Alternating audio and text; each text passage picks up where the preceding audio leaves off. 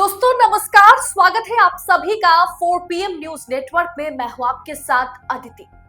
वक्फ पर फैसला आने से पहले ही खेला शुरू हो गया है। सुप्रीम कोर्ट के खिलाफ 9 लाख वक्फ संपत्तियों पर सरकार का कब्जा शुरू हो गया है। वक्फ बिल पर सुप्रीम कोर्ट का सुप्रीम फैसला आने से पहले ही मोदी सरकार ने खेला करना शुरू कर दिया है। सरकार ने मान लिया है कि फैसला सरकार के पक्ष में ही आएगा और इसीलिए जो काम वक्फ बिल के पक्ष में फैसला आने के बाद सरकार को करना चाहिए था, वो काम मोदी सरकार ने अभी से करना शुरू कर दिया है। जैसे कि सरकार को पता है फैसला उनके पक्ष में ही आएगा और इसीलिए सरकार ने क्या किया, वक्फ की 9 लाख संपत्तियों पर डिजिटल कंट्रोल पाने की कोशिश में उम्मीद पोर्टल लॉन्च कर दिया है। दोस्तों, ये बिल लोकसभा और राज्यसभा में पास होने के बाद सुप्रीम कोर्ट पहुंचा। पूर्व सीजेआई संजीव खन्ना की बेंच ने इस पर स्टे लगाया था तब तक के लिए जब तक ना इस पर सुप्रीम कोर्ट का अंतिम फैसला आ जाता है, जिसके चलते सीजेआई खन्ना पर ऊंची नीची टिप्पणी की गई। सुप्रीम कोर्ट को सुप्रीम कोठा करार दिया गया। 2 रुपए वाले ट्रोलर्स ने सुप्रीम कोर्ट को गाली देने का काम किया, लेकिन अब तक इस पर अंतिम फैसला नहीं आया है। फैसले को सुरक्षित रख लिया गया है और किसी भी दिन इस पर फैसला आ जाएगा, लेकिन फैसला आने से पहले ही फैसला सरकार के पक्ष में आएगा, ऐसा सोचते हुए सरकार जो कर रही है वो सवाल खड़ा करता है। अब तक इस पर फैसला नहीं आया है और सुप्रीम कोर्ट के मुताबिक इस पर जब तक ना फैसला आ जाए, इस बिल पर किसी तरह की प्रोसेस आगे किसी प्रोसेस में आगे जाना उचित नहीं। ये सुप्रीम कोर्ट के आदेश के खिलाफ है और सरकार को किसी की भी परवाह तो है नहीं। एक बार फिर सरकार ने यही प्रूफ किया। खबर देखिए, आपके स्क्रीन पर है। वक्फ की 9 लाख संपत्तियों पर डिजिटल कंट्रोल, उम्मीद पोर्टल से क्या है मोदी सरकार का मकसद।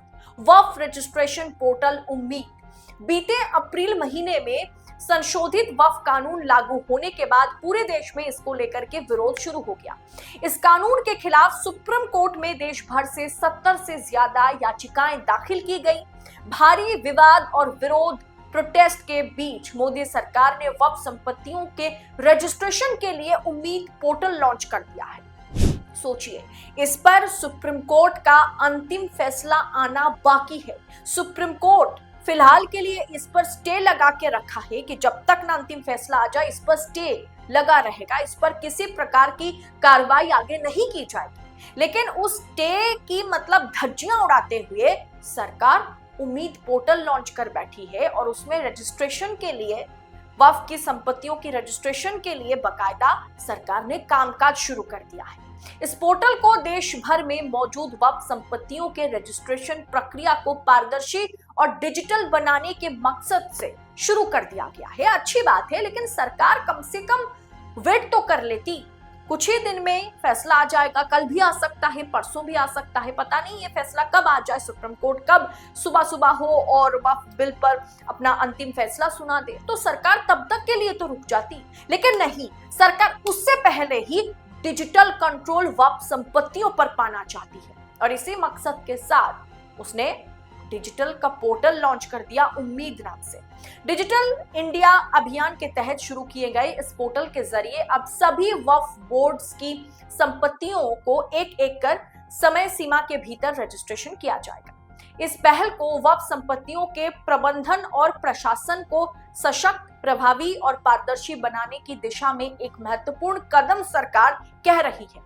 पोर्टल के उद्घाटन के मौके पर केंद्रीय मंत्री किरण रिजिजू पहुंचे थे और उन्होंने कहा था कि आज उम्मीद पोर्टल का शुभारंभ एक बड़ा कदम है।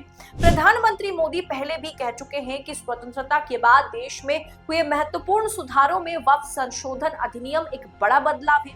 ये कोई सामान्य फैसला नहीं है, बल्कि करोड़ों लोगों के जीवन को प्रभावित करने वाली एक ऐतिहासिक पहल है। दोस्तों, सामान्य फैसला नहीं है।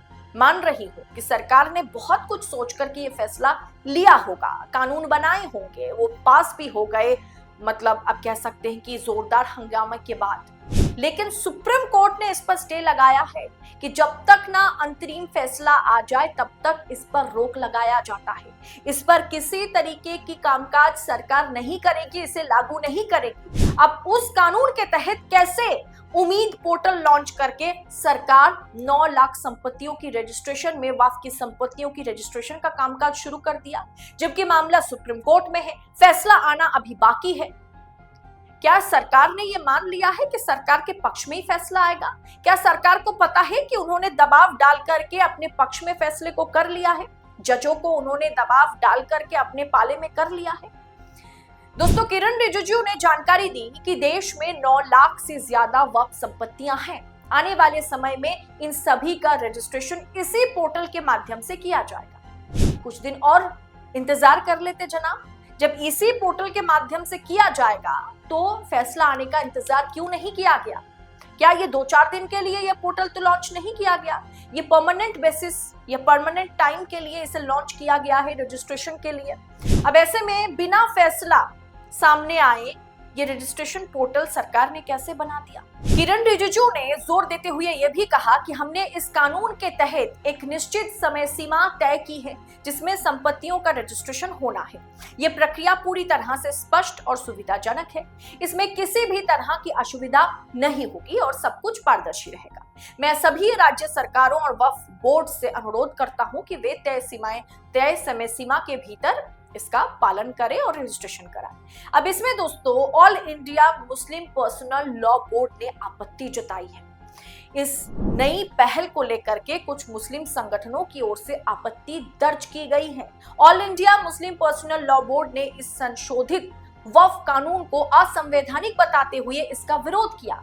वहीं सरकार का कहना है कि ये पोर्टल से न सिर्फ वक्फ संपत्तियों का डिजिटलीकरण होगा बल्कि संरक्षण सुनिश्चित होगा, बल्कि उनके पारदर्शी और जवाबदेह इस्तेमाल का भी बढ़ावा मिलेगा उसे। अच्छी बात है, सरकार ने अच्छा कदम उठाया, लेकिन टाइमिंग पर सवाल है।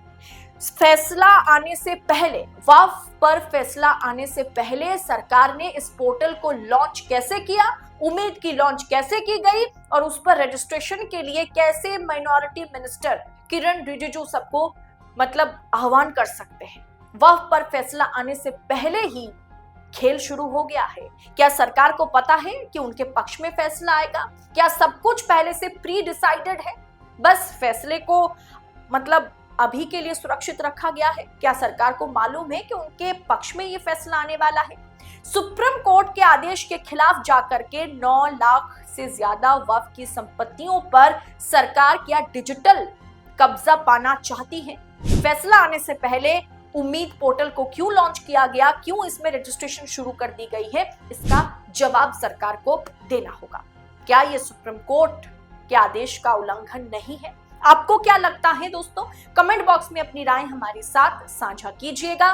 पहली मर्तबा आप वीडियो 4 PM के मंच पर देख रहे हैं तो चैनल को सब्सक्राइब जरूर कीजिएगा। नोटिफिकेशन के लिए घंटी यानी बेल बटन को दबाइए और ऐसी तमाम खबरों को यूं ही लगातार पाने के लिए 4 PM न्यूज नेटवर्क के साथ बने रहें। फिलहाल मुझे दीजिए इजाजत। बहुत बहुत शुक्रिया आप सभी का। जय हिंद, जय भारत।